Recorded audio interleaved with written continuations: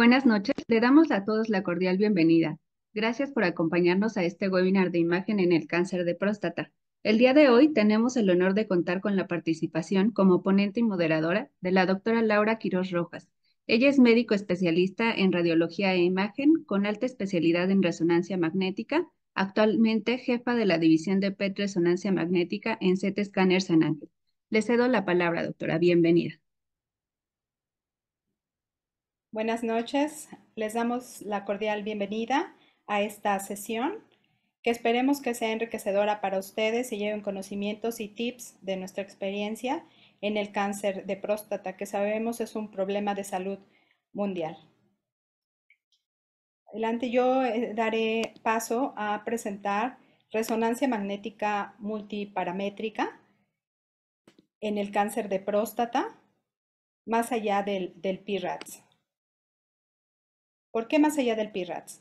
No solamente las guías nos van a normar una conducta en pacientes con cáncer de próstata o cualquier otra patología. Como sabemos, son guías que nos sirven para normar una pauta, para estandarizar, para que no haya variabilidad en los reportes. Como médicos radiólogos debemos también de participar en la toma de decisiones para ayudar a los clínicos y al paciente a normar la conducta, según sea el caso.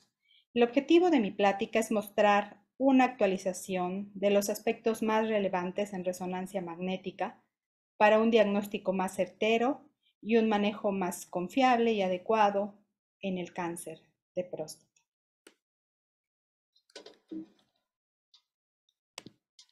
Bueno, pues un poquito en el preámbulo de epidemiología. Sabemos que es un problema sanitario de gran magnitud a nivel mundial. En México, cada año se detectan más de 25,000 casos y mueren aproximadamente 7,500 pacientes por esta causa. ¿Cuál es el objetivo de la resonancia magnética o los métodos de imagen? Detectar dos tipos de cáncer. El clínicamente significativo, que va a ser aquel agresivo con una escala de Gleason mayor a 6, y también descartar el no significativo, el que por esa causa nuestros pacientes no van a perder la vida, y será con una escala de Gleason menor a 6. La resonancia magnética, afortunadamente, en las guías ya está integrada como pauta a seguir en pacientes en los que se sospecha cáncer de próstata o tienen factores de riesgo para padecerlo. Este es un método de imagen eficaz para diagnosticarlo y, como decía, el cáncer clínicamente significativo va a ser nuestro objetivo. ¿Y qué vamos a lograr si le realizamos a nuestro paciente una resonancia multiparamétrica? Pues reducir el número de biopsias a ciegas o de saturación y por lo tanto las complicaciones que puede implicar una biopsia de este tipo. También reducir el diagnóstico de enfermedad indolente y con esto un sobretratamiento y un sobrediagnóstico. También tenemos la capacidad de poder hacer biopsias dirigidas en el punto exacto donde se sospecha que está el tumor clínicamente significativo y también a través de varios parámetros que tiene la resonancia y que los marca la guía PRADS, poder clasificar ese tumor de forma precisa. ¿Qué me refiero? Si tiene una extensión extracapsular, si invade órganos pélvicos, si presenta ganglios. En cuanto a su sensibilidad, la resonancia magnética, bueno, tiene el 93% para detectar el cáncer clínicamente significativo, a diferencia de un ultrasonido transrectal que es del 48%. Las guías también introducen a la resonancia multiparamétrica para la vigilancia activa, a través de una guía Precise, no el PRADS. En este caso va a ser esta guía y más adelante les voy a mostrar cómo la valoramos. Aún no está probado, pero también tiene utilidad en la recurrencia local, en esas recaídas bioquímicas, y también tenemos guías, que es el PRR, para poder clasificar estos pacientes y poder tomar alguna conducta adecuada para estos pacientes.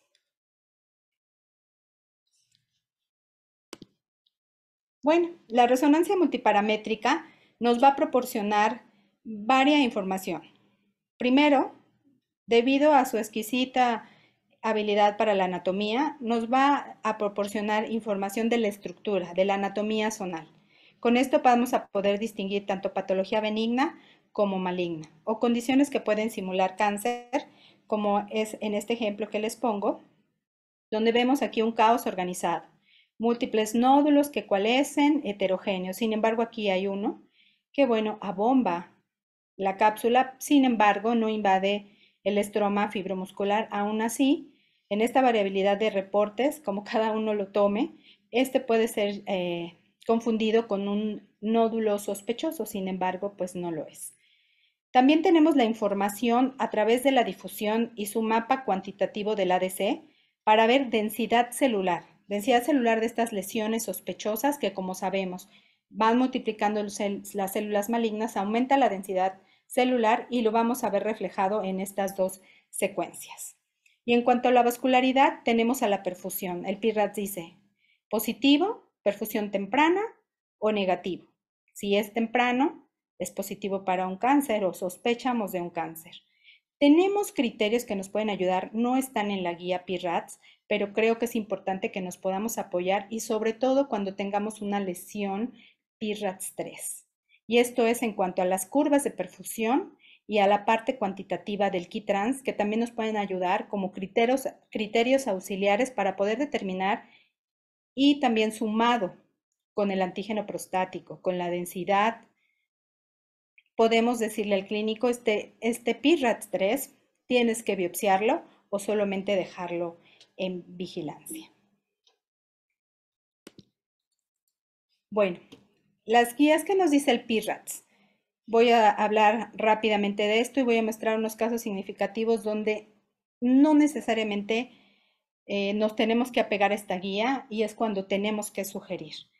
La guía dice, cuando tienes una lesión en zona periférica, bueno, la secuencia dominante es difusión y el ADC. PIRA 3, pues te puede ayudar y va a ser decisivo para subir o bajarlo, mantenerlo, la perfusión positiva. En cuanto a la zona transicional, la secuencia dominante sabemos que es el T2. Y es esa lesión que, bueno, es borrosa, tiene contornos mal definidos, invade el estroma fibromuscular. La decisiva va a ser la difusión, para ver también si subimos o lo bajamos. Pero ¿qué pasa? Aquí les presento un caso de un paciente que tiene dos lesiones. Esta es la típica imagen en cuña que nos habla de prostatitis crónicas, pero tiene aquí un nódulo, parece encapsulado, que en primera instancia, si tiene una cápsula, que dice la guía, un nódulo ectópico.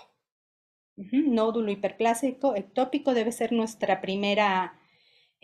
primer diagnóstico. Y si seguimos analizando, pues vamos a ver las secuencias dominantes, que es la difusión. Vemos aquí la imagen en cuña, pues es levemente hiperintensa, y este nódulo también se muestra levemente hiperintenso, muy similar a la que ya tenemos catalogada como una prostatitis. ¿Qué pasa con el ADC? Aquí es menos aparente esa imagen en cuña y el nódulo se hace moderadamente hipointenso en ADC. ¿Qué pasa? Vamos a la perfusión. Está reforzando. Entonces se trata de un nódulo hiperplásico que no debemos de confundir porque las guías marcan nódulo circunscrito focal, hay que sospechar de cáncer. Y muchas veces vemos esto, pero lo que nos ayuda es que esta lesión también se está comportando similar a la imagen en cuña. Realizamos a este paciente una curva de perfusión y era un tipo 1, entonces podemos estar tranquilos. ¿Qué pasa con este otro caso? Paciente de 68 años, ya tenía un diagnóstico de adenocarcinoma en el lado derecho, un Gleason 3+4, el antígeno era de 9.4 nanogramos y nos los enviaban para valorar extensión extracapsular. Entonces vemos adenocarcinoma derecho. Perfecto, coincide con la difusión. Hay una zona de restricción en la zona periférica del lado derecho. Pero ¿qué pasa? La biopsia arrojaba un resultado negativo para el lóbulo izquierdo. Por lo regular sabemos que el cáncer de próstata es multifocal. Sin embargo, no estaba representado en los hallazgos histopatológicos. ¿Y qué vemos aquí? Secuencia dominante T2. Vemos un área hipointensa, poco definida, que abomba la cápsula y de hecho está en contacto con el músculo puborectal. Muestra leve hiperintensidad en difusión, pero hay un foco marcado de hipointensidad en ADC. Esto era un cáncer. Posiblemente, por desgaste a este paciente le realizaron una biopsia previo a la resonancia Y seguramente cuando hicieron la biopsia, pues pasaron por aquí donde vemos que no hay una franca restricción ni un ADC y el piquete debió haber sido dado aquí y esto hubiese sido un cáncer. Entonces, aunque no tengamos una franca hipointensidad, una irregularidad, pero teniendo estos hallazgos, nosotros tenemos que decir esto es un cáncer. Dentro de las guías europeas, ellos proponen que en nuestros reportes siempre debe haber también una escala de calidad.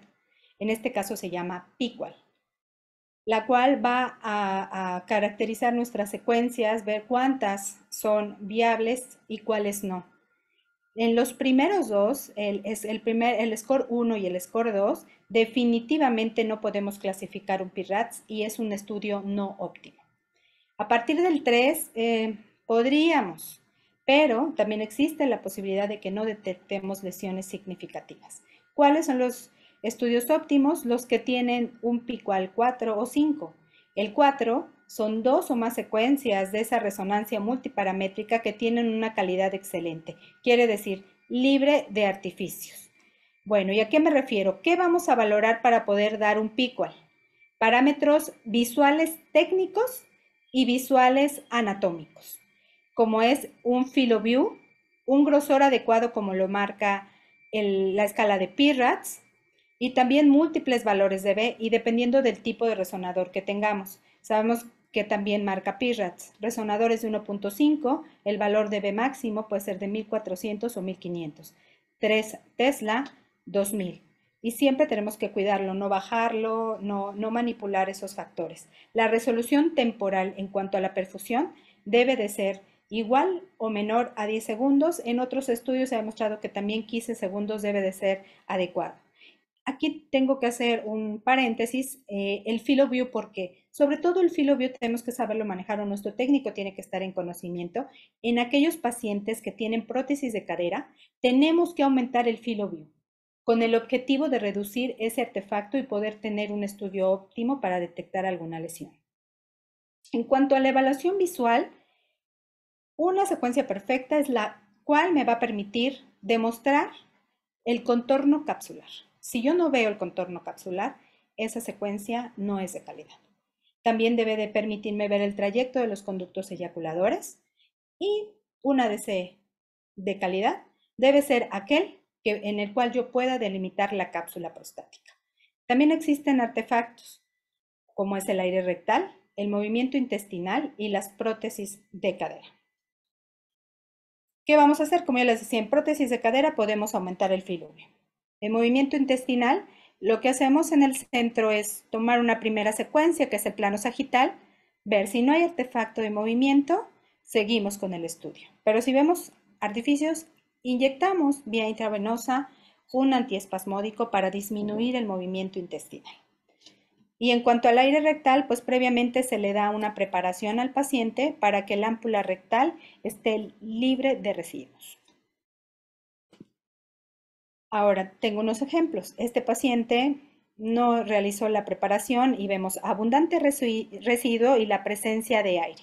En el sagital, bueno, pues no nos provoca ningún artefacto. ¿Qué pasa en el plano axial?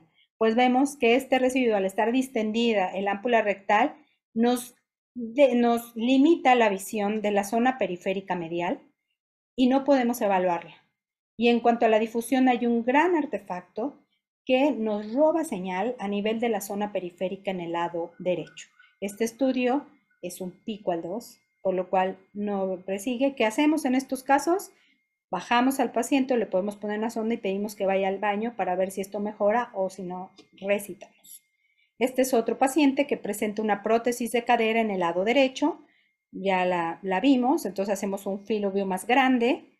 ¿Y qué pasa? Con filovio pequeño, el artefacto se mete y no podemos visualizar ni la zona transicional anterior ni la zona periférica. Sin embargo, aumentamos el filovio y vean, el artefacto se queda delimitado y permite evaluar pues de forma adecuada, no excelente, a la glándula prostática. Y vean, aquí había un cáncer que corresponde con este cáncer que veíamos aquí, que si nos hubiésemos quedado con esto, decíamos, bueno, por T2, este está en zona transicional, pues ya con el T2 tenemos para el diagnóstico. Sin embargo, podríamos perder esta información valiosa que tenemos aumentando el field of view. ¿Qué desafíos tiene la resonancia multiparamétrica en el cáncer significativo? Bueno, en primero, la variabilidad de informes. A pesar de que tenemos el PIRATS, aún existe variabilidad y muchos factores pueden jugar. Uno, pues la técnica. Otro, el expertise del médico radiólogo. En Europa están pidiendo que alguien capacitado para dictar resonancia magnética multiparamétrica de próstata, por lo menos tiene que haber leído de 100 a 200 resonancias de próstata al año y haber acudido a 2 o 3 sesiones académicas respecto al cáncer de próstata. Otro factor es la calidad no homogénea. Y como ya lo habíamos visto, por los factores de gas, una falta de preparación, incluso una biopsia reciente, donde hay focos hemorrágicos, nos puede obscurecer o ocultar alguna lesión importante. Y el otro parámetro, pues es importante que fortalezcamos la comunicación con los clínicos o con el patólogo para ver qué clasificación de gliso tiene, si es un cáncer que tiene, por ejemplo, una densidad baja o una microvascularidad pues muy poca, que también eso va a hacer que no podamos detectar algunas de las lesiones. Si tenemos todo, tenemos un pico al 5, 4, el ideal, ¿por qué no estamos viendo en algunas ocasiones esa enfermedad significativa? Se dice que aproximadamente en el 5 al 11% la resonancia multiparamétrica no lo va a poder ver. ¿Pero por qué? Una es porque es un cáncer muy pequeñito con un volumen menor a 0.5 mililitros, porque el patrón predominante histopatológico puede ser cribiforme, en donde abunda el agua y por lo tanto en difusión pues no lo vamos a ver, porque la densidad microvascular es baja, tiene poca hipoxia, la mala técnica o mala preparación en el estudio de resonancia y un error en la biopsia, sobre todo en estas biopsias a ciegas. Esos pueden ser los factores por los cuales la resonancia no esté detectando estos cánceres. Bueno, hace un par de años la resonancia no aparecía en las guías para el diagnóstico, sin embargo ya este año aparece la resonancia como recomendación para screening en individuos para detección temprana. También en recomendaciones de la resonancia previa a la biopsia, perdón, aparece la resonancia y nos piden que siempre esté apegado al reporte de imagen por PIRATS. También ahora están otras recomendaciones, como les decía, esta sí está aprobada en vigilancia activa en aquellos pacientes que tienen un cáncer clínicamente no significativo, que no van a ser sometidos a biopsia no es necesario o que ya se sometieron a biopsia pero no tienen factores de riesgos importantes. La resonancia magnética va a ser útil para seguir a estos pacientes. Y también en el manejo de la enfermedad de bajo riesgo, la resonancia magnética previa a una biopsia cuando hay variaciones en el antígeno prostático también está dentro del algoritmo diagnóstico. También en las guías americanas ya aparece la resonancia magnética como un método para aquellos que hay sospecha de cáncer. Si hay una lesión sospechosa, también ya recomiendan una biopsia por fusión con imágenes de resonancia o directamente una biopsia por resonancia. En cuanto a la eficacia no voy a hablar mucho porque el doctor Salazar nos va a hablar un poquito de esta biopsia de fusión, pero ¿qué obtuvimos al poder hacer ya fusiones con resonancia o hacer biopsias directas en resonancia? Evitamos el 28% de biopsia en estos pacientes que ya iban a hacer una biopsia, evitamos que se hicieran. Hay menos complicaciones que conlleva un procedimiento como es la biopsia, detectar menos cáncer significativos y más diagnósticos de cáncer significativos. Es decir, debíamos evitar un sobretratamiento o un sobrediagnóstico. En cuanto a la estadificación, como radiólogos en nuestro reporte debe estar incluida si hay una extensión extracapsular. Y hay algunos parámetros que ya están bien establecidos en la escala SUR y en el grado de riesgo en unas referencias americanas y que tenemos que tomar en cuenta cuando valoramos una lesión sospechosa. como es el abultamiento de la cápsula con un score de 1, la irregularidad de la misma, que da un score de 2, engrosamiento del paquete neurovascular, la pérdida de ese contorno capsular y cuando ya hay una enfermedad extraprostática hacia la grasa, es decir, una enfermedad medible extracapsular y el score ya va a ser muy alto y por lo tanto el riesgo de que este cáncer tenga una recaída bioquímica es muy alto. En cuanto a la extensión extracapsular, también ya tenemos grados. El grado 1, con un riesgo de 24.3% para que sea una recaída bioquímica o sea agresivo, pues es mínimo.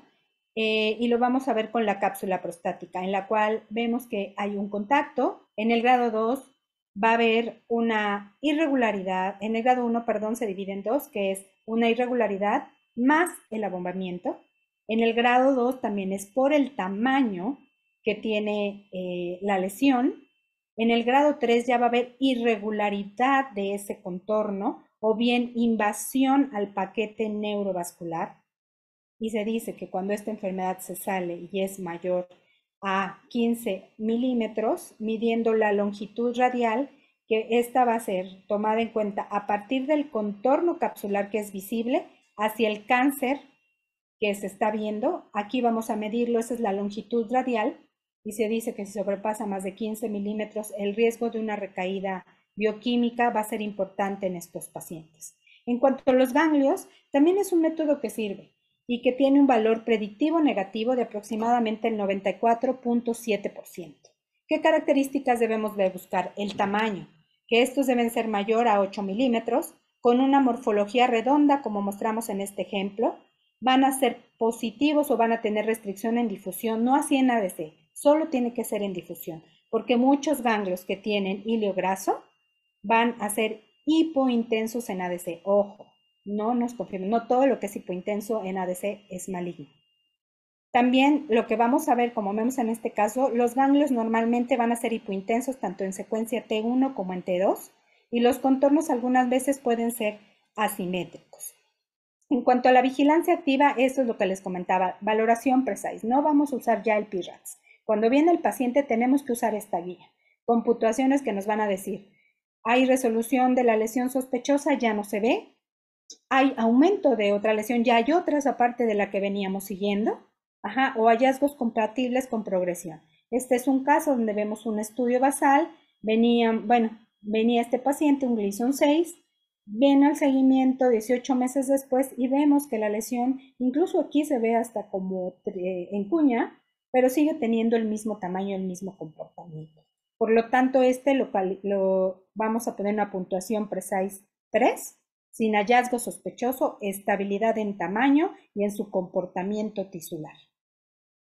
En cuanto a la recurrencia local, como les comento, esta guía PR no está todavía dentro de las guías, esperemos que pronto esté, pero también tiene su puntuación y básicamente se basa en difusión, en el ADC, y si estas no nos ayudan, también nos vamos a basar en el contraste, siendo este el dominante.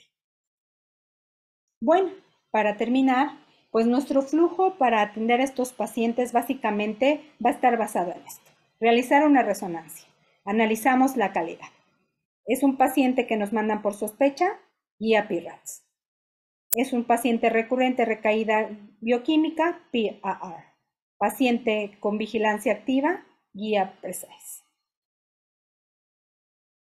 Bueno, pues como conclusiones que tenemos, una resonancia multiparamétrica de alta calidad nos va a permitir a los radiólogos especialistas con experiencia diferenciar con confianza entre afecciones benignas o potencialmente malignas. La resonancia, cuando se realiza bien y se informa bien, forma parte integral para una decisión óptima en pacientes con cáncer de próstata. También la resonancia multiparamétrica es el método de diagnóstico recomendado previo a una biopsia. No quiere decir que solo vamos a dirigir la biopsia a esas zonas sospechosas, también se deben de hacer de forma sistemática, eso también lo marca la guía, no solo es en la lesión, también debemos de hacer en otros lugares.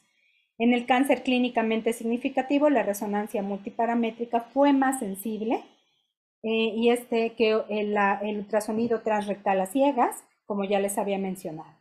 Y como siempre, si es necesaria una biopsia, la resonancia multiparamétrica puede localizar la zona normal de una forma confiable.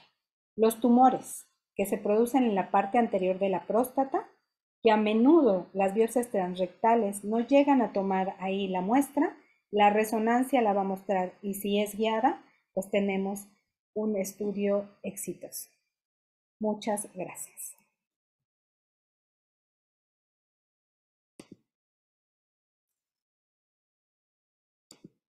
Bueno, a continuación vamos a tener al doctor Juan Soto, que es jefe de la división de la unidad de PET-CT en CT Scanner Lomas Altas. El doctor Juan Soto se graduó como médico cirujano en la Universidad Autónoma de México, donde también cursó su especialidad en medicina nuclear. El doctor es experto en medicina nuclear, gammagrafía, SPECT, PET-CT, y también forma parte de un grupo de oncología nuclear y terapéutica y también tiene amplio conocimiento en terapia con radionúcleos. Estudió su alta especialidad en la UNAM y cuenta con la certificación en medicina nuclear, oncológica, molecular y terapéutica, avalado por el Consejo Mexicano de Médicos Nucleares. Adelante, doctor, y muchas gracias.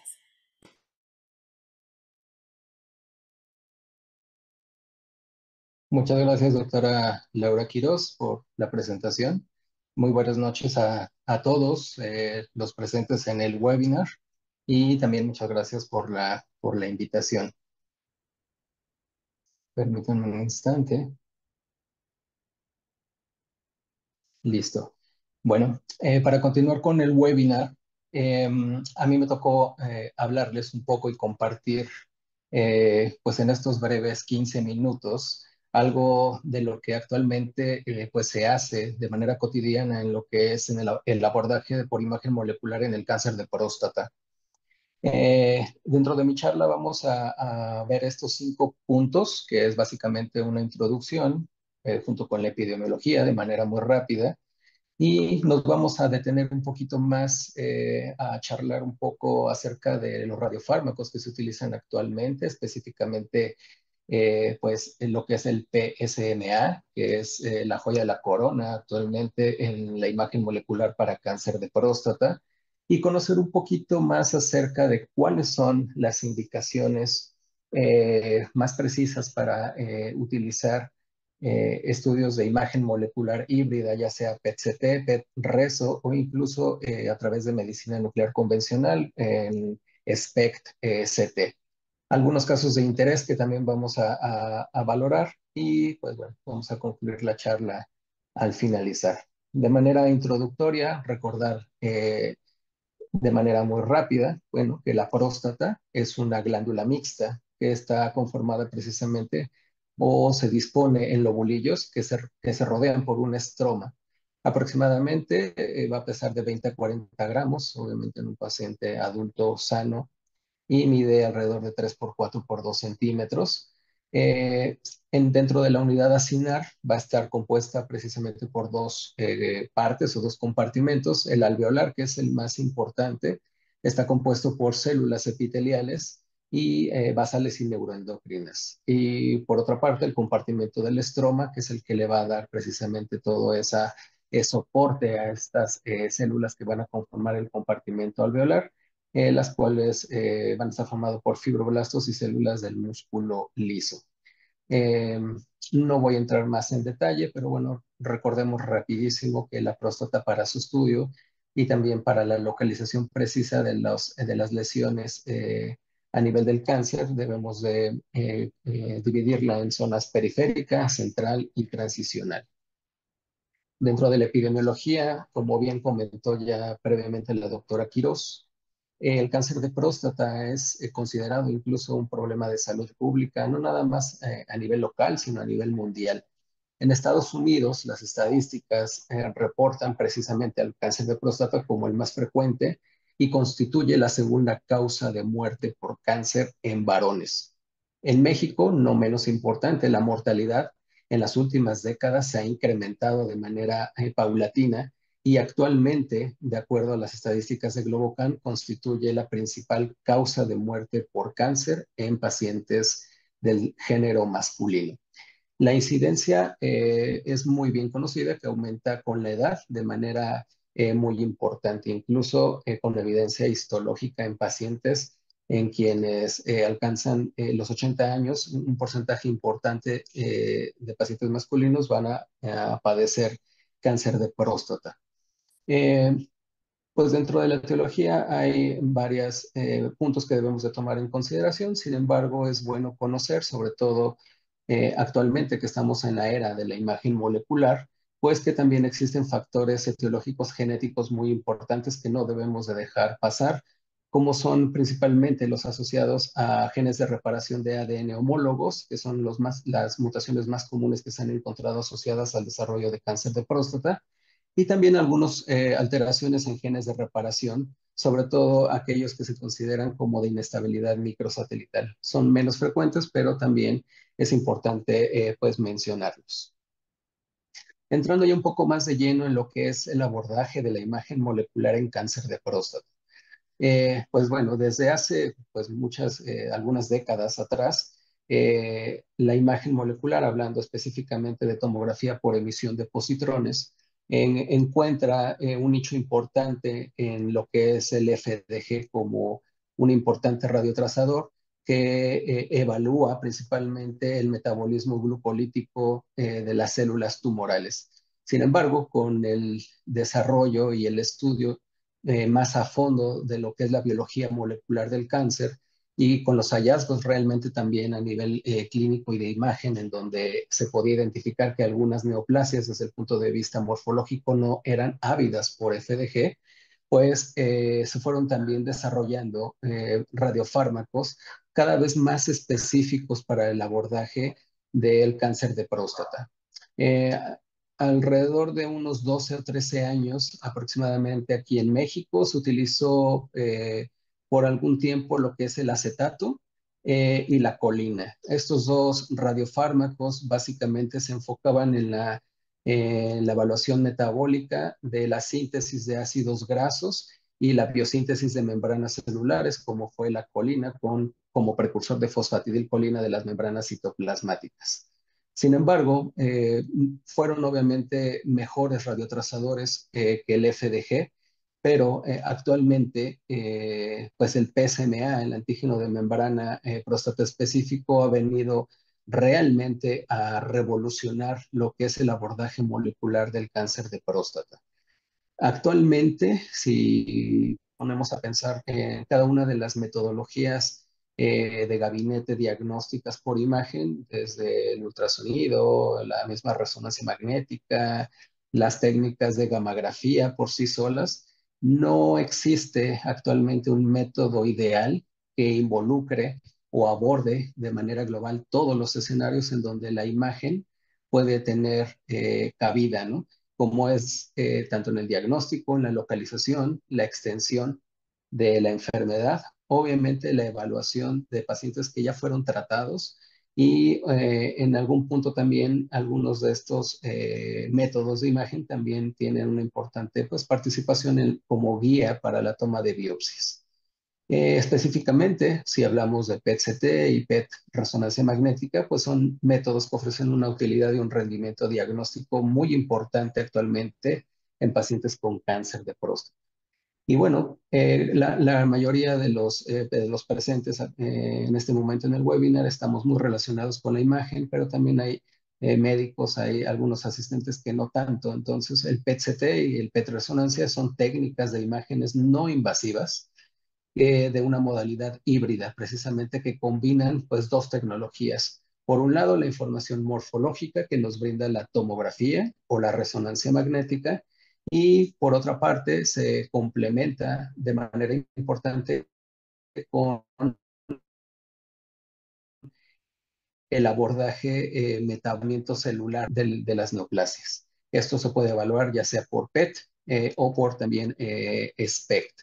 Y haciendo precisamente un pequeño paréntesis, cabe destacar que a través de lo que es la gammagrafía También hay una molécula que es dentro de los ligandos de PSMA que está unida a tecnesio 99 metastable, no menos importante, y sí es bueno hacer un pequeño paréntesis, como les comentaba, ya que lamentablemente no en todos los centros, no en todas las ciudades de nuestro país contamos con tecnología híbrida PET, CT o PET resonancia magnética. Entonces, es una excelente herramienta que se puede utilizar en aquellos sitios en donde todavía no se cuente con esta tecnología híbrida, pero que sí se puede contar con gammagrafía. Entonces, es bueno que sepamos que sí existe y en aquellos sitios en donde no hay PET, ¿no? PET-CT o PET resonancia, se puede utilizar de manera también muy importante. Como ya les había comentado, algunos radiotrazadores que todavía se siguen sintetizando, sobre todo colina, aquí en México, tienen otras utilidades ya más específicas, han dejado de utilizar para el abordaje molecular de cáncer de próstata. En su momento la fluciclovina también se utilizó, sin embargo, pues bueno, ya tampoco está recomendada incluso actualmente por las guías norteamericanas.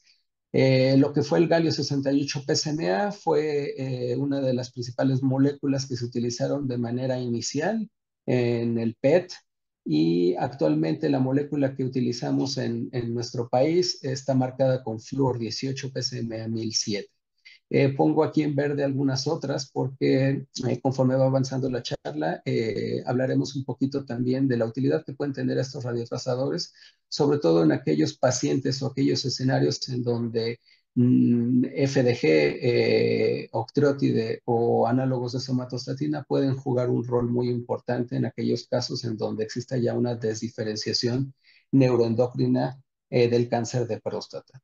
Y bueno, la gamografía ósea, por último, también en algunos sitios en donde no hay PET, pues se sigue utilizando de manera rutinaria, sobre todo en la estadificación de pacientes en quienes se sospecha enfermedad a distancia.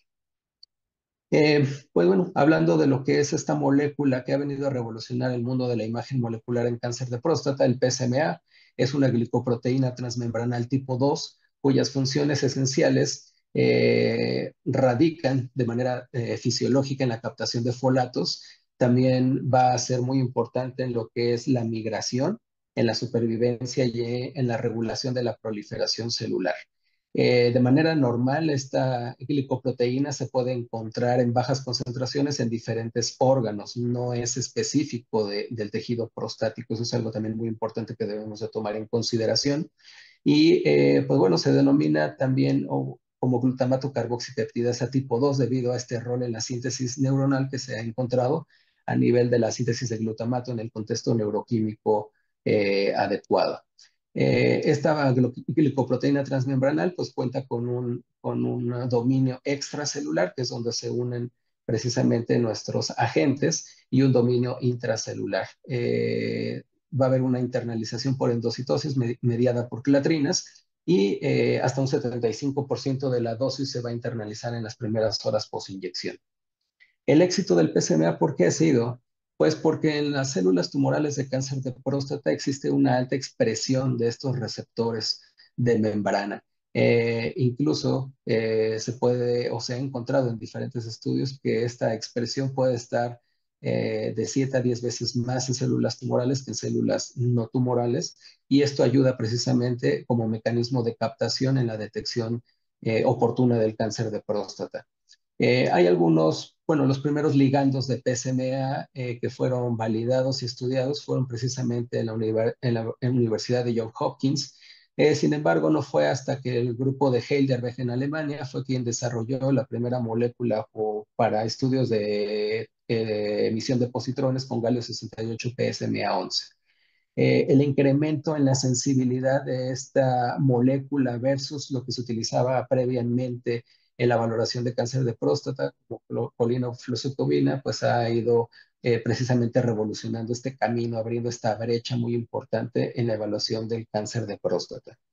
El valor predictivo positivo es muy alto, es muy bueno, hasta de 92% reportado, y la sensibilidad y especificidad de algunos otros trazadores, que incluso el fluor 18 piflufolastat, que está actualmente recomendado por las guías de NCCN, también goza de una muy buena especificidad sobre todo. Sin embargo, una de las implicaciones importantes que hay que tomar en consideración para tomar en consideración que es realmente como un diagnóstico de importancia o de impacto, pues es la enfermedad nodal desfavorable, o sea, un riesgo intermedio, alto o muy alto.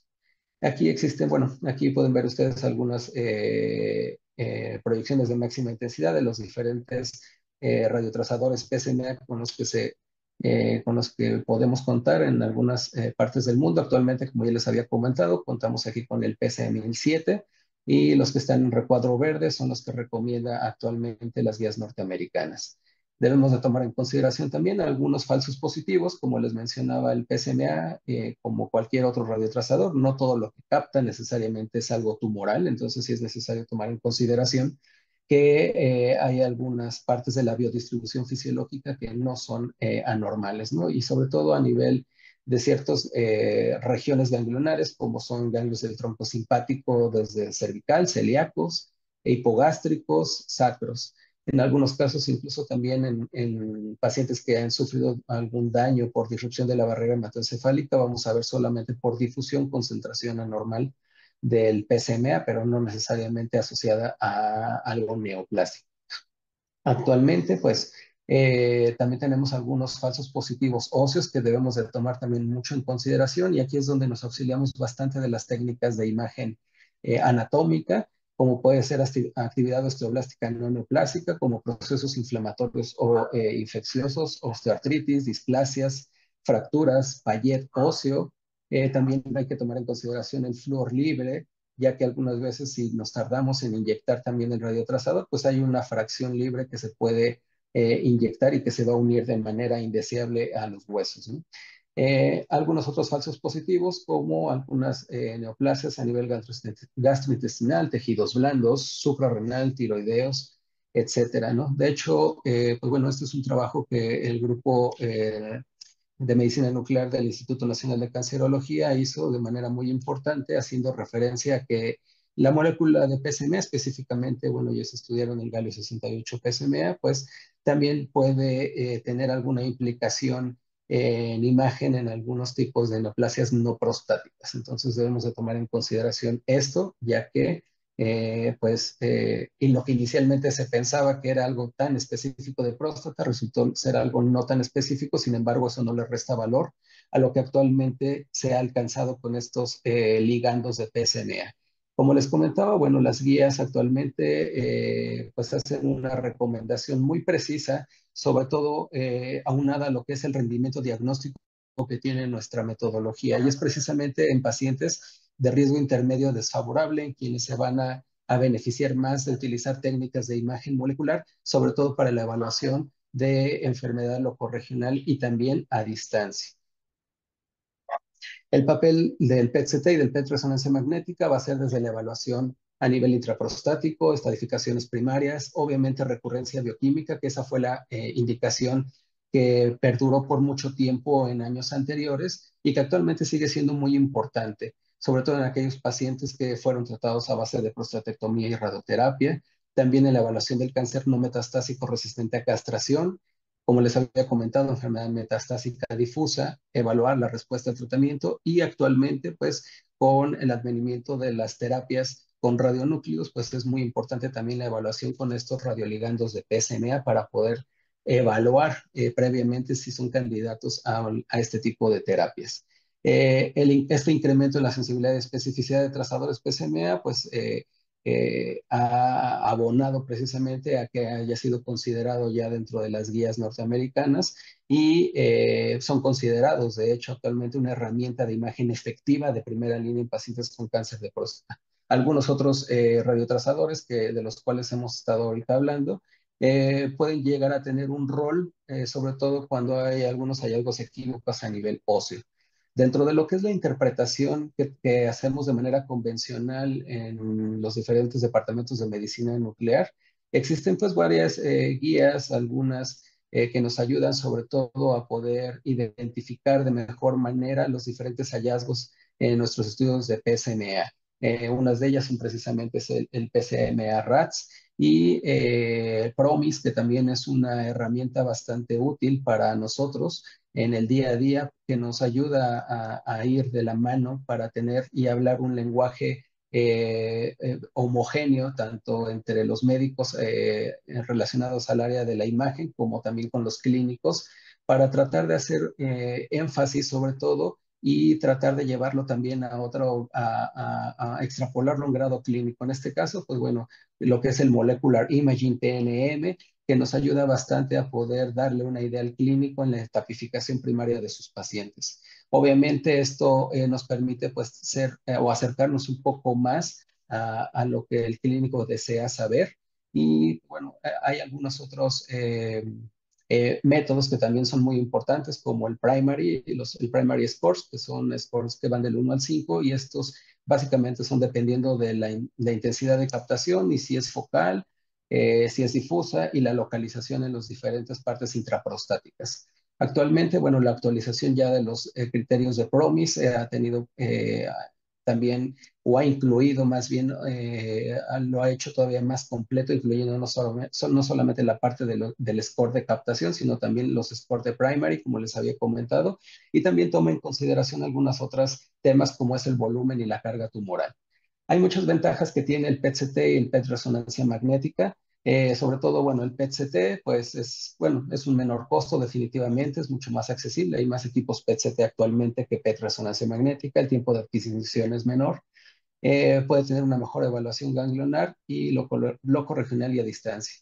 En el caso del PET resonancia magnética también tiene muchas ventajas y también es un buen rendimiento diagnóstico, sobre todo en la enfermedad local y locorregional, ya que nos da un mejor contraste tisular a nivel de la pelvis. También pues esto hace que al no utilizar pues radiación ionizante, como lo hace la tomografía computarizada, pues eso abona una menor dosis de radiación para nuestros pacientes y una mejor evaluación también en algunos pitfalls que nos llegamos a encontrar en el estudio, en nuestra práctica diaria, ¿no?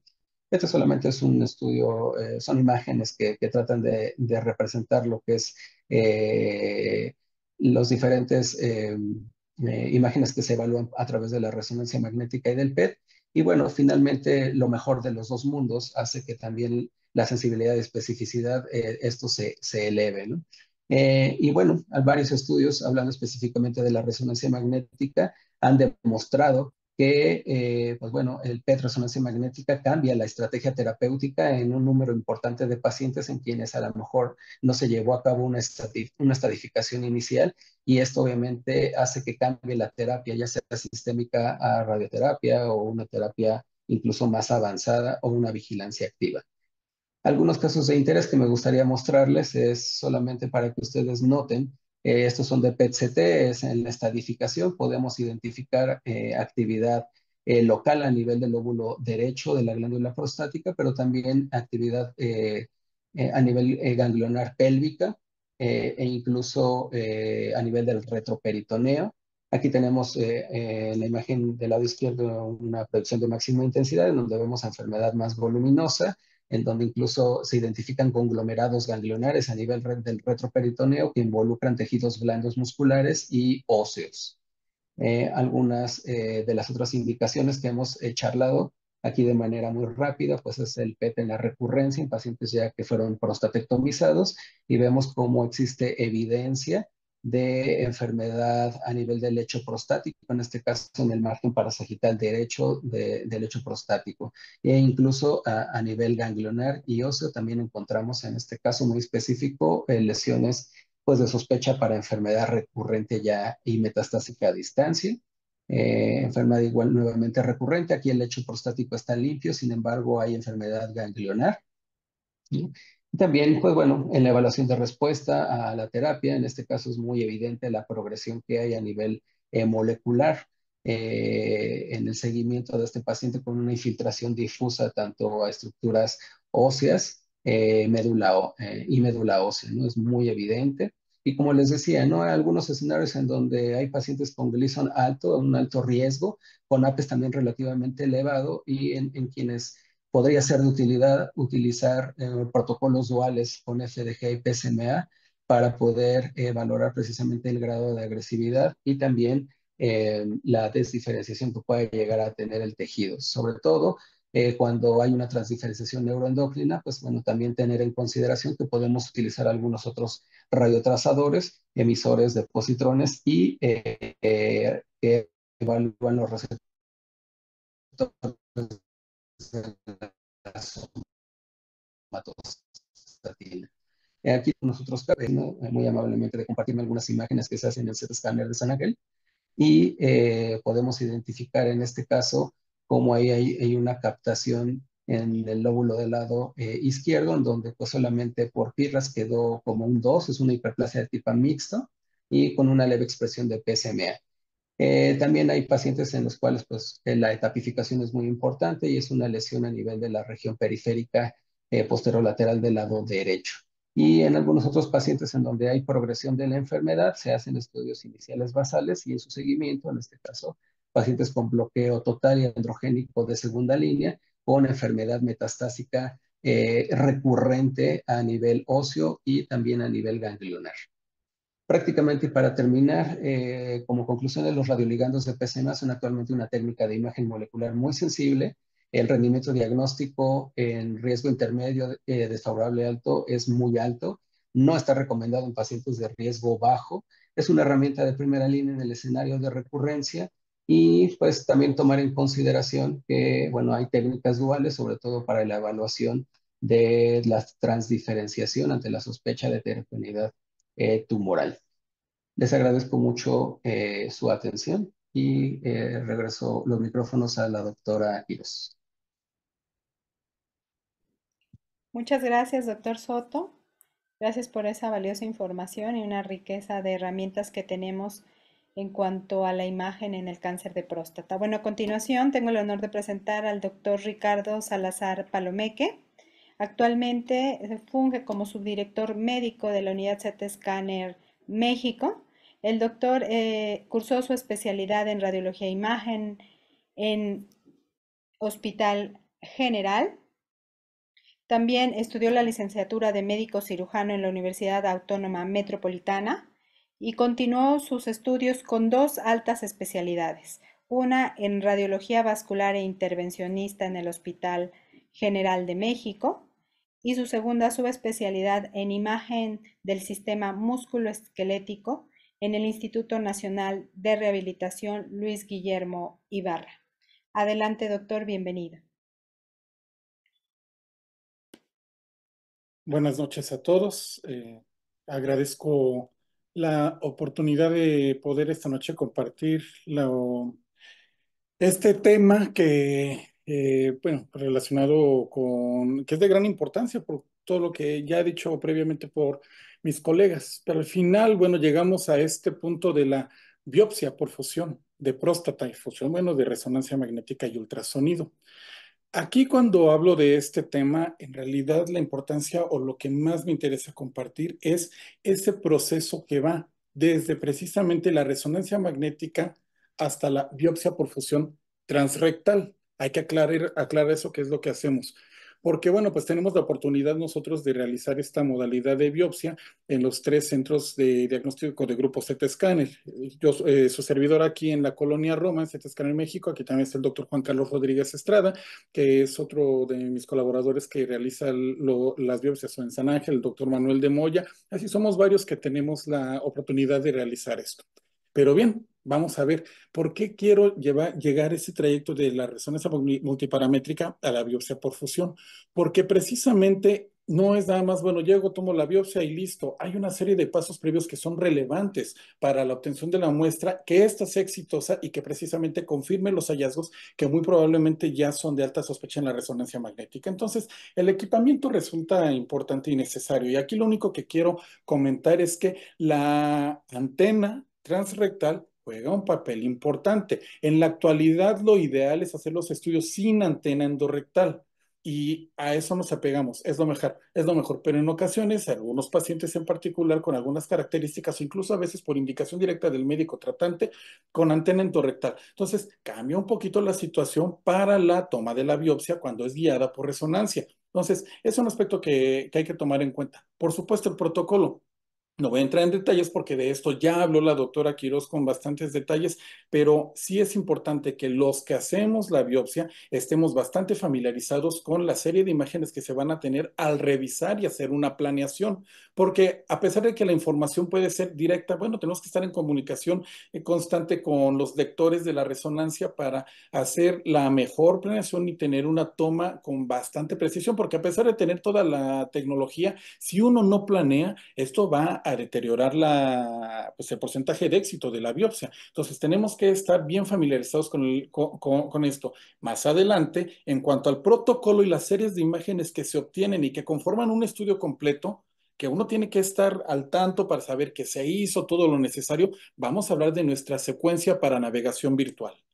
Otra cosa, bueno, pues por supuesto que debemos estar familiarizados, como ya se mencionó previamente, con todo lo relacionado con las categorías de PIRADS para ver, bueno, qué es lo que queremos, obtener una biopsia de una zona con una sospecha de cáncer clínicamente significativo, o además quiero explorar también con el modelo de biopsia que tome si existen otras zonas con valores de Gleason bajos que probablemente no hayan sido detectados con la técnica de resonancia magnética, pero que sea importante en el seguimiento, en la vigilancia, es decir, aquellos con un valor de Gleason por abajo de 6. Entonces, eso lo vamos a ver más adelante. Bueno, cómo es que no solo es aquello que arroja el PIRADS. El PIRADS nos va a hablar de dónde hay una lesión de cáncer clínicamente significativo, pero eso no quita que debamos mapear otras regiones durante nuestra biopsia.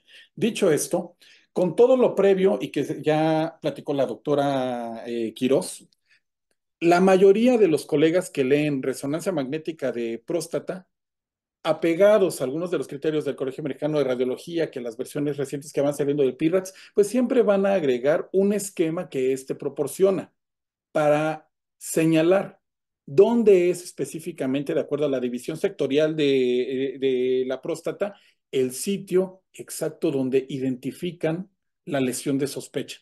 Porque bien, también no todos los que hacen la biopsia a veces, bueno, pueden estar tan familiarizados con la imagen que eso no creo que sea lo apropiado, pero un mapa de esta manera, quizá también para los colegas no radiólogos que llegan a hacer que llegan a hacer las biopsias, bueno, pues les facilita mucho el entendimiento de el sitio exacto donde tiene que pasar la aguja.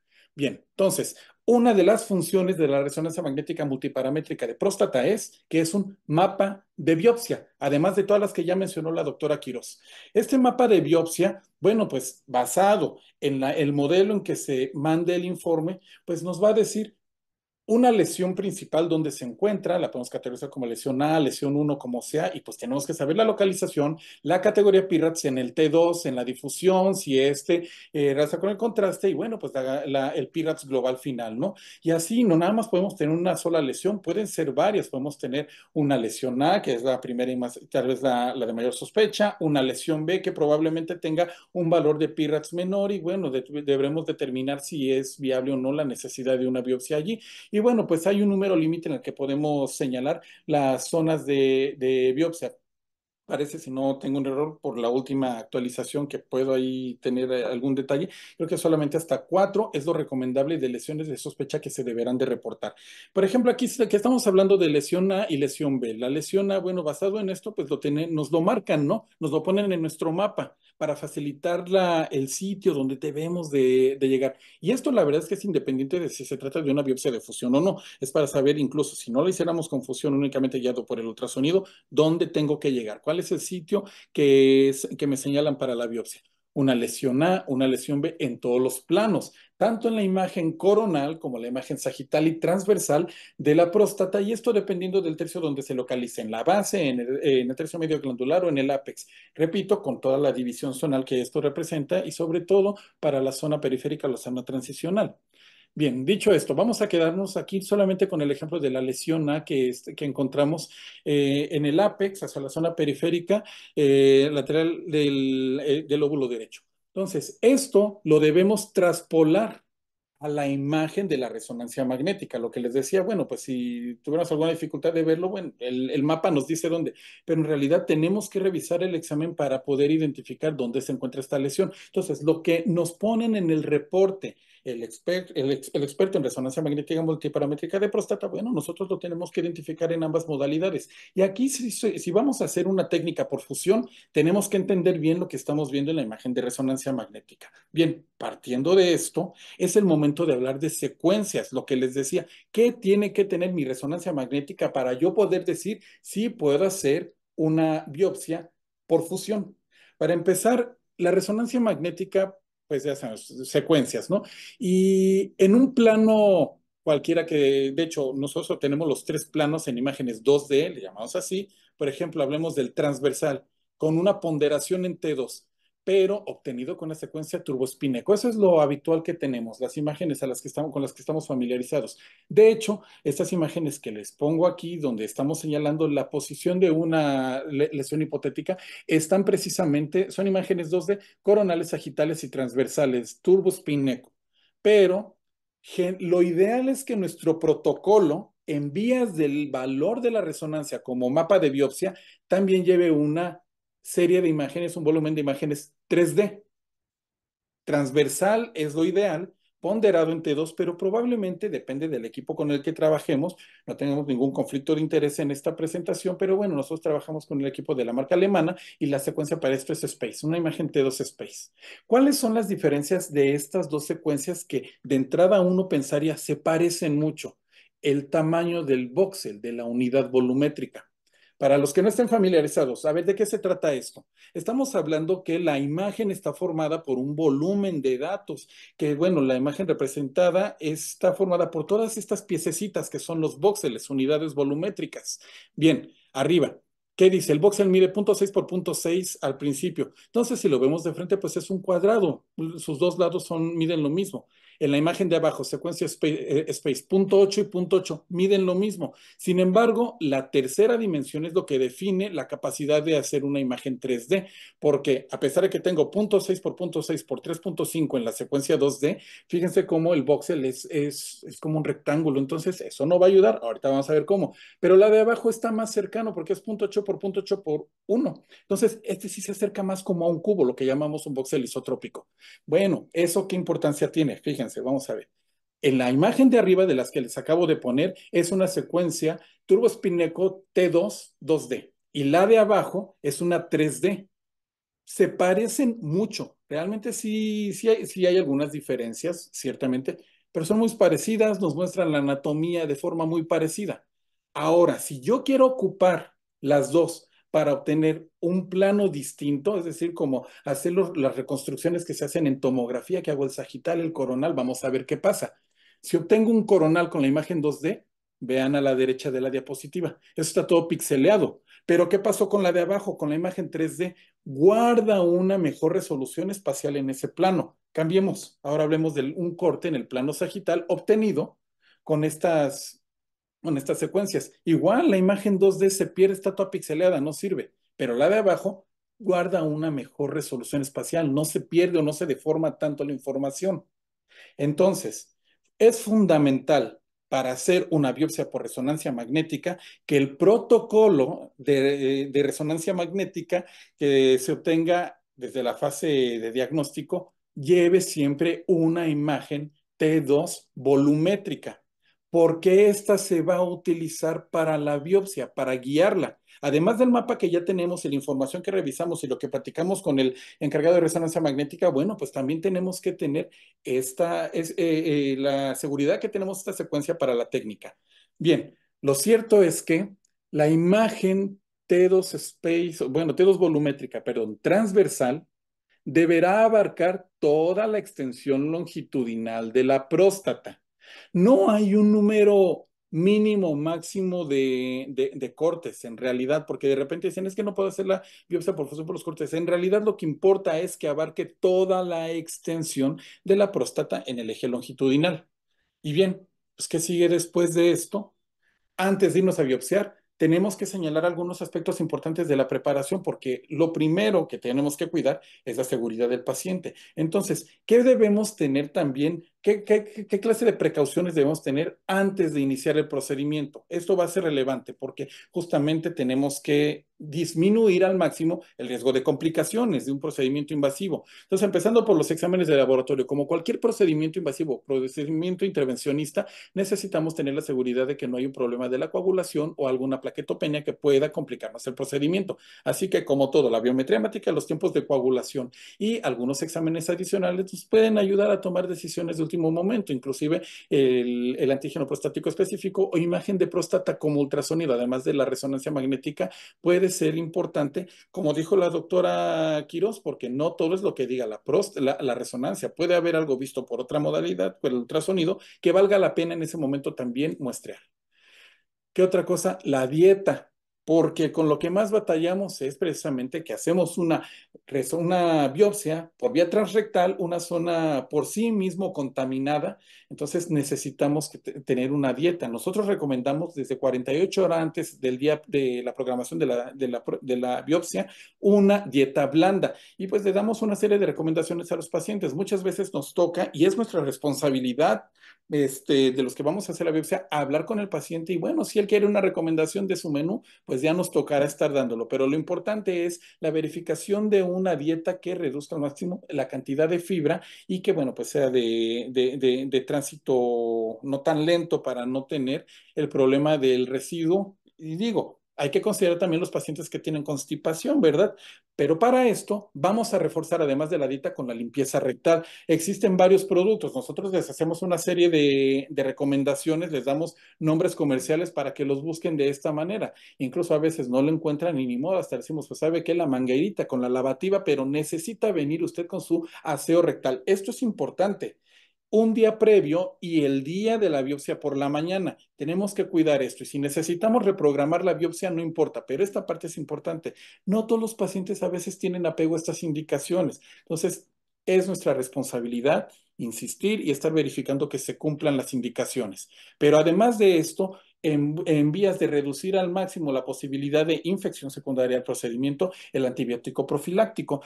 Hay muchos esquemas. Nosotros utilizamos este esquema de doble antibiótico que se va a utilizar por 7 días, pero que sugerimos que inicie 2 días antes del día del procedimiento para que el día 3, bueno, el día de la biopsia sea el día 3 del antibiótico y esto se completa hasta 7 días. Nosotros para esto tampoco lo imponemos de que tiene que hacer este esquema y si no, no, muchas veces el colega urólogo o quien nos tiene la confianza de que hagamos este procedimiento, implementa el esquema antibiótico. Está perfecto. Aquí lo importante es la comunicación, pero cuando no hay esa oportunidad, eso es lo que nosotros hacemos, ¿no? Y bueno, claro, hay que verificar que no haya alergias y otro tipo de contraindicaciones o precauciones para el uso de los antibióticos que nosotros podamos recomendar.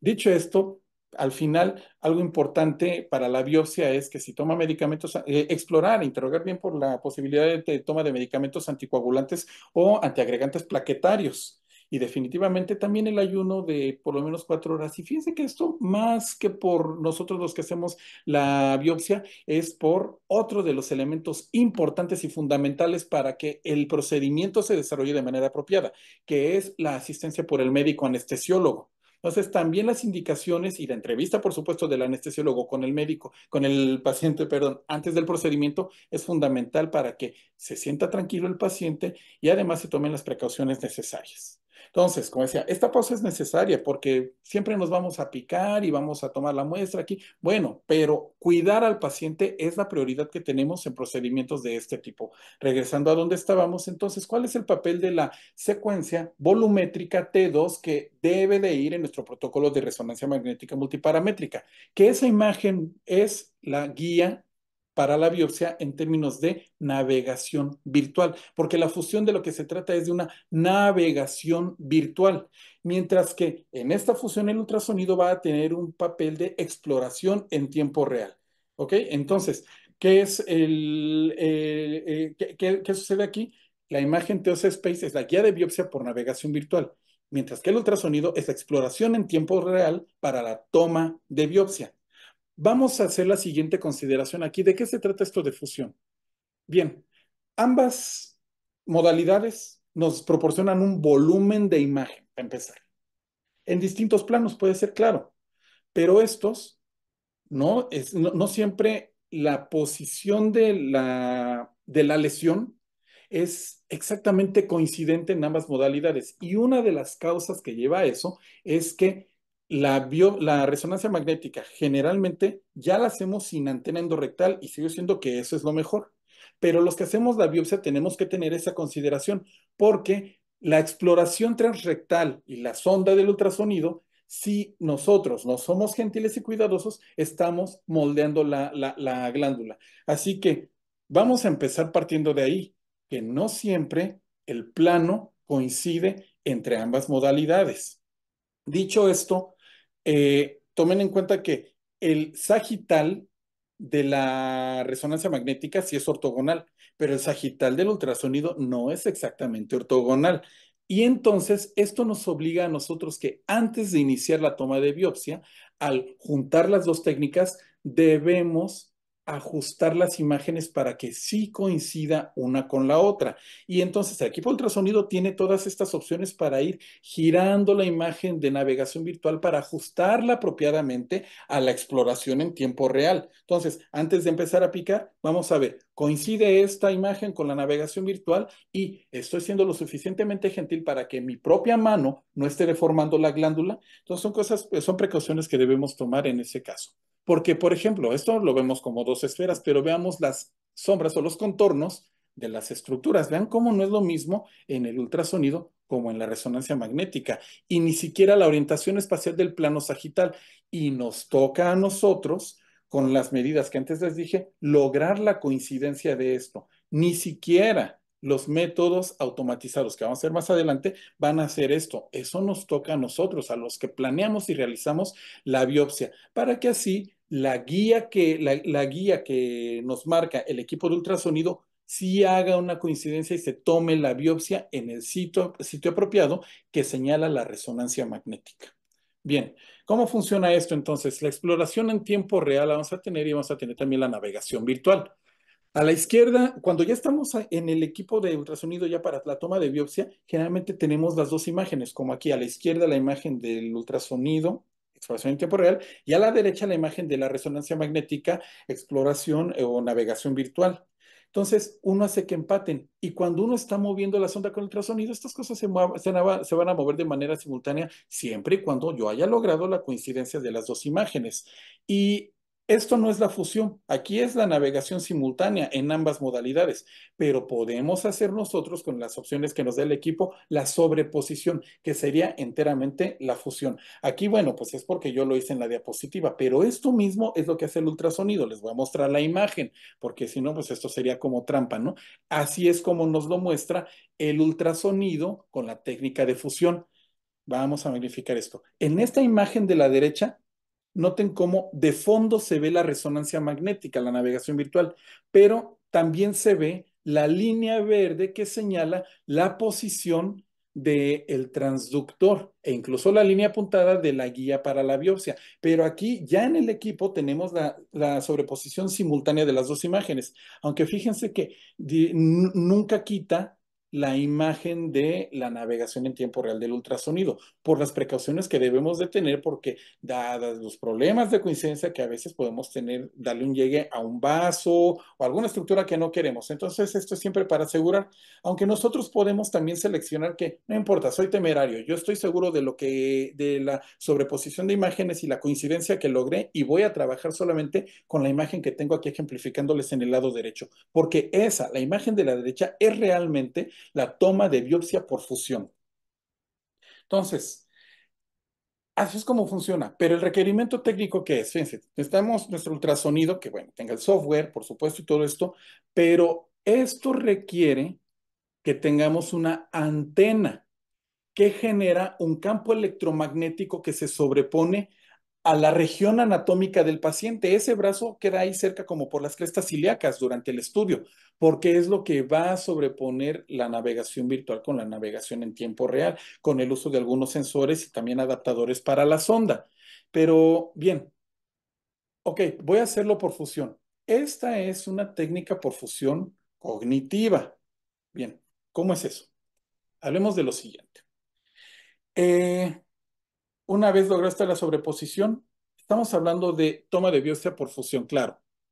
Y le vamos a obtener una muestra donde nos dice la resonancia magnética, porque queremos precisión. Esa es la biopsia de lesión o vamos a tomar biopsia de la lesión o de las lesiones blanco. Y bien, hay que tomar en cuenta que la toma de biopsia de próstata transrectal puede ser, como estamos hablando, por la fusión de resonancia con ultrasonido, o no hay que sacar del radar a la guiada únicamente por ultrasonido, pero cognitiva, porque tenemos una resonancia magnética que nos dice, mira, toma la muestra de aquí. Y posiblemente lo ideal, porque aquí hay varios esquemas o varios grupos y estudios que han visto el desempeño diagnóstico del número de biopsias que van a tomar, idealmente lo mejor es tomar 5 muestras de la lesión de sospecha. Pero también podemos obtener, si no hay una lesión de sospecha, bueno, pues hacemos una biopsia sistemática. O la otra posibilidad, obtener biopsia de la lesión o de las lesiones blancos, 5 muestras de esta, y la biopsia sistemática de 12 muestras. La decisión aquí de qué vamos a hacer va a depender de la comunicación también del equipo de médicos urólogos o los tratantes o el oncólogo para saber qué es lo que, la expectativa que tiene de esto. Por supuesto, lo que mejor desempeño va a mostrar, pues la biopsia de lesión o lesiones blancos más la biopsia sistemática, pero no todos están de acuerdo con esto. Hay que platicarlo con nuestros médicos tratantes. Y bien, tampoco debemos sacar de nuestro radar que existe una forma de biopsia que es la transperineal. Pero bueno, esa por el momento en grupo CT Scanner no la estamos realizando. Pero eso no quiere decir que no la tengamos que mencionar en esta presentación. Entonces, tenemos distintos patrones de obtención de muestra, pero vamos a poner en el radar 3 formas de toma. La toma de biopsia de próstata transrectal sin fusión, sin guía, y 2 formas de fusión. Primero, si la biopsia es sistemática, sin irnos solamente a la lesión blanco, o porque no hay una lesión blanco, pero necesitamos de todos modos verificar por qué es la elevación del antígeno prostático, entonces ventajas de esto, pues es simple. En muchos lugares se puede hacer, no requiere gastos adicionales, pero entre las desventajas más importantes de no hacer una guía por fusión es la tasa de falsos negativos, que puede ser de hasta 47%, porque por más cognitiva que sea, yo diga, bueno, me están diciendo en el mapa que es aquí, voy y la tomo, puede haber ahí problemas de precisión, además de otras desventajas que están enlistadas aquí en la diapositiva. Bien, la biopsia de lesión o de lesiones blanco. ¿Qué pasa si solamente me voy a donde me está diciendo la resonancia magnética? Bien, si solo tomo de donde me dice la resonancia magnética, va a haber una mejora en la detección del cáncer clínicamente significativo porque es lo que está detectando la resonancia. Y hay una mejor predicción, por supuesto, de la calificación de Gleason y el seguimiento es más confiable. Sin embargo, las desventajas de esto es que es más compleja, lo que les digo, la habilidad de llegar exactamente al sitio donde está pidiendo la resonancia magnética. Y la verdad es que no en todos lados se hace. Aún en el día de hoy, que esto de la fusión no es nada nuevo, no es lo que se hace en la mayoría de los sitios. Esto depende también de la disponibilidad de la tecnología.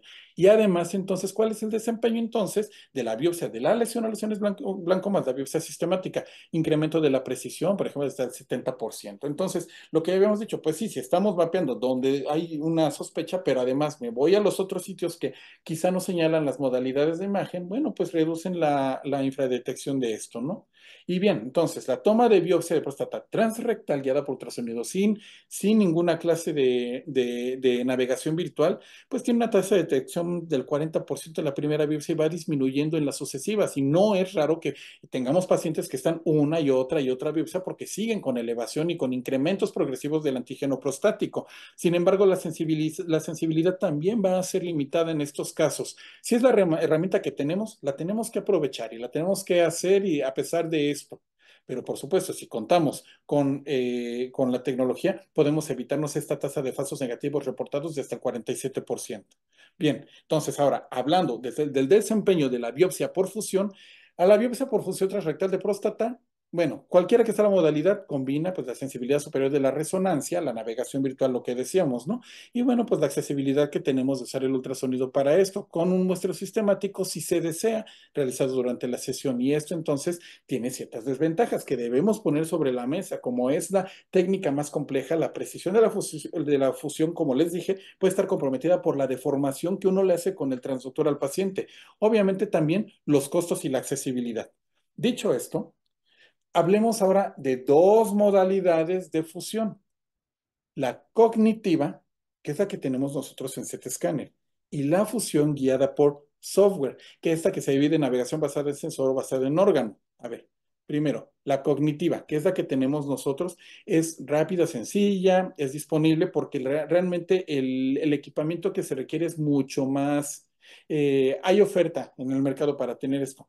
Y ciertamente tiene desventajas de un potencial del error humano, porque como les dije hasta este momento, la sobreposición y la corrección de la imagen depende del operador. Ahora, por software.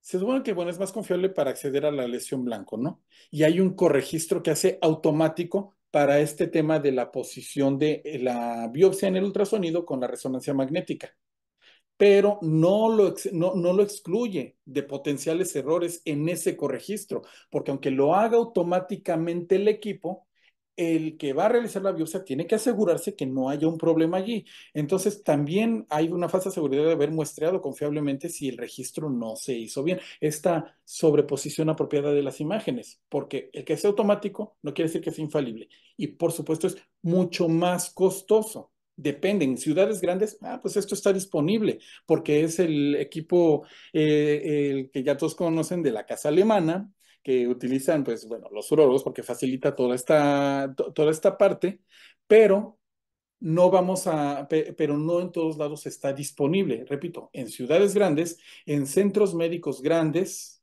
obviamente, bueno, y no tanto en centros o en hospitales públicos. Casi siempre esto está más en hospitales privados. Podría yo equivocarme de que esté disponible en hospitales públicos, algunos lo pueden tener, no tengo el dato fresco, pero sí esto es más de la medicina privada y esta es la tecnología basada en software. Pero es porque si yo no tengo la orientación espacial tridimensional, esto me lo va a ayudar. Los imagenólogos tenemos esa orientación espacial. Sabemos leer las imágenes de resonancia, entendemos todo lo que arroja la imagen multiparamétrica. Así que no es hacer menos la imagen cognitiva, sino que nosotros los radiólogos, para esa sobreposición de imágenes, necesitamos menos recursos automatizados. Tenemos un poquito mejor el chip tridimensional. Finalmente, aquí nada más quiero decir una cosa sobre el intervalo de resonancia magnética, porque sí podemos en la misma visita en un solo día. No es lo más recomendable, pero en casos específicos, el mismo día de la resonancia magnética, podemos hacer la biopsia, si en ese momento se identificaron las lesiones. Pero esto implica una preparación ya en vías de que se va a tomar la biopsia. Y esto lo va a dictar únicamente el antígeno prostático específico. Es decir, sabes que los niveles que están, sí o sí va a salir algo. Pero para tener seguridad, hagamos la resonancia magnética. Y entonces ya lo tenemos preparado al paciente, especialmente con el antibiótico, porque ese es el tema sensible de hacer en el mismo día estas sesiones. Porque esto quizá solamente lo reservamos para pacientes foráneos y verdaderamente foráneos, no de los alrededores de Ciudad de México. Así podemos hacerlo en visitas consecutivas. Entonces, para concluir aquí el mensaje es que la toma de biopsia de próstata por fusión requiere todo un trayecto de preparación y de consideraciones para asegurar el éxito del procedimiento y del riesgo que se corre, y sobre todo en vías de confirmación del diagnóstico, donde la muestra sea de utilidad para que el patólogo pueda hacer bien su trabajo.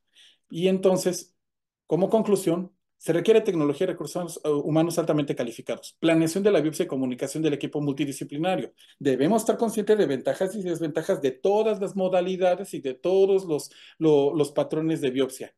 Y debemos estar pendientes nosotros, los médicos, de la preparación del paciente y también favorecer el acortamiento de los intervalos entre el diagnóstico y la toma de la biopsia. Afortunadamente, todo esto de tecnología, recursos humanos y las formas de planeación son parte de nuestro quehacer diario en Grupo CT Scanner.